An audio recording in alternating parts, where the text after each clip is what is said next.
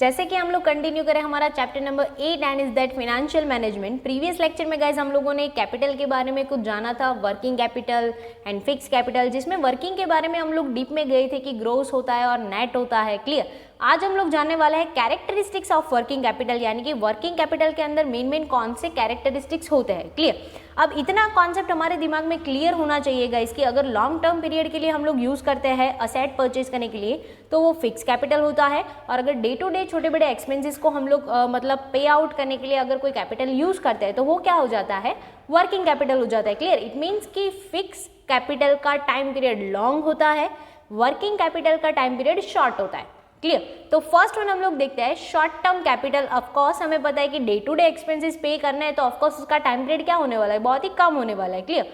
Working capital is a short term capital, मतलब ये short term capital है, हम लोग बहुत ही छोटे छोटे मतलब टाइम पीरियड के एक्सपेंसेस इसमें पे आउट करते हैं। Clear.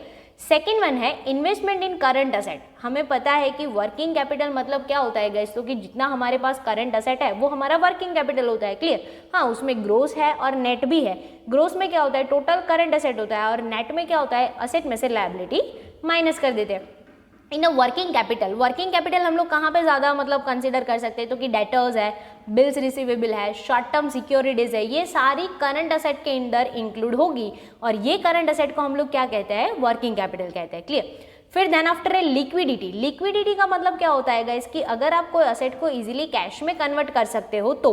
Clear. Liquidity is the basic feature of working capital. क्यों? क्योंकि हम लोग डायरेक्टली वर्किंग कैपिटल में जो भी एक्सपेंसेस पे करते हैं वो डायरेक्टली कैसे करते हैं, कैश में ही करेंगे ना। मतलब लिक्विडिटी क्या होगी, बहुत ही ज़्यादा होगी, क्योंकि शॉर्ट टर्म पीरियड के लिए जो भी चीज़ें आप करते हो उसमें मतलब आपका पेमेंट बहुत लॉन्ग टर्म के लिए बाकी नहीं रहता, आप ऑन द स्पॉट कर देते हो। क्लियर। तो यहाँ पे लिक्विडिटी क्या होगी, बहुत ही हाई होगी। It's a convertible easily into cash, यानी कि जो भी हमारे करंट असेट है उसको हम लोग आराम से, शॉर्ट टर्म पीरियड के असेट्स है तो उसको आराम से हम लोग कैश में कन्वर्ट कर सकते हैं। Okay.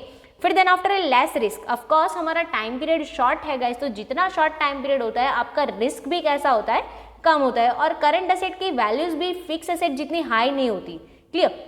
Working capital circular for short term and easily convertible. हम लोग ऑफकोर्स शॉर्ट टर्म के लिए करते हैं और ये इजीली कन्वर्टेबल भी है into cash, so that elements of a risk is less. यहाँ पे शो की जगह पे आपको सो करना है, SO। क्लियर। यानी कि ये शॉर्ट टर्म पीरियड के लिए यूज होता है, प्लस हम लोग उसको इजीली कैश में कन्वर्ट कर सकते हैं, सो दैट्स वाई यहाँ पे रिस्क कैसा रहने वाला है, बहुत ही कम रहने वाला है। प्रैक्टिकली सोचो गाइस कि अगर हम लोग छोटे बड़े 100-200 रुपए की चीजें लेने जाते हैं तो हम लोग पैसे बाकी रख के नहीं आते। क्लियर। उसको डायरेक्टली पे कर ही देते, तो यहाँ पर रिस्क कैसा होगा, बहुत ही कम होगा कि हमारे पैसे आएंगे नहीं आएंगे। क्लियर। फिर देन आफ्टर है changing form.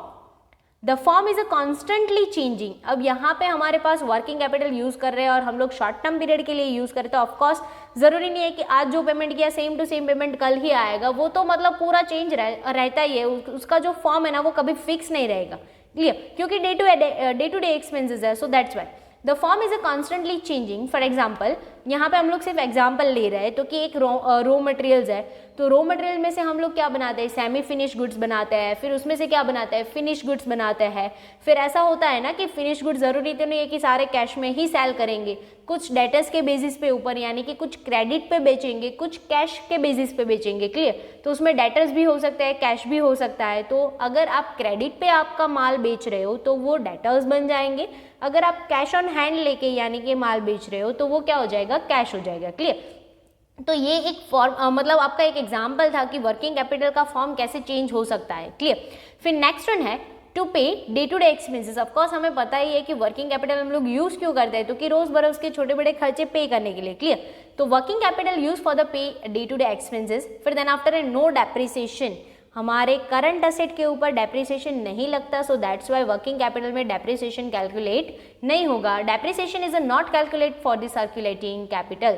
Of course day to day छोटे बड़े एक्सपेंसेस के लिए डेप्रिसिएशन काउंट नहीं किया जाता। Clear. And last one is that requirement according to type and form of business. अब वर्किंग कैपिटल ज़्यादा चाहिए कम चाहिए ये किसके ऊपर डिपेंड रहेगा, तो कि हमारा बिजनेस का नेचर कैसा है, टाइप कैसा है और रिक्वायरमेंट कैसी है, उसके बेसिस के ऊपर डिसाइड करेंगे कि वर्किंग कैपिटल ज़्यादा चाहिए या फिर कम चाहिए। Clear. Requirement of a working capital depends upon the form and type of business. हमारे बिजनेस का टाइप क्या रहेगा, उसका नेचर क्या रहेगा, हमारी रिक्वायरमेंट कितनी है, हम लोग हर बरोज कितने खर्चे करते हैं, कितने हमें पे करने हैं, कैश पे कुछ लिया है, क्रेडिट के बेसिस के ऊपर कुछ लिया है, तो ये सब यहाँ पे अफेक्ट करेगा और उसके बेसिस के ऊपर से हम डिसाइड करेंगे कि हमें वर्किंग कैपिटल का रेशियो कितना मेंटेन करना पड़ेगा। Clear guys. तो ये हो गए हमारे सारे characteristics for the working capital and 3 mark के लिए ये क्वेश्चन इंपॉर्टेंट है।